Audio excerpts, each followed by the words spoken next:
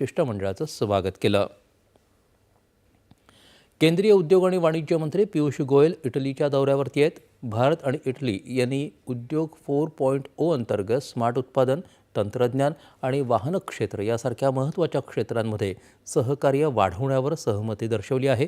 गोयल यांनी इटलीचे उपपंतप्रधान आणि परराष्ट्र व्यवहार तसंच आंतरराष्ट्रीय सहकार मंत्री अँटोनियो ताजानी यांच्यासोबत संयुक्त आर्थिक सहकार्य आयोगाचं सहअध्यक्षपद भूषवल्यानंतर ही घोषणा केली.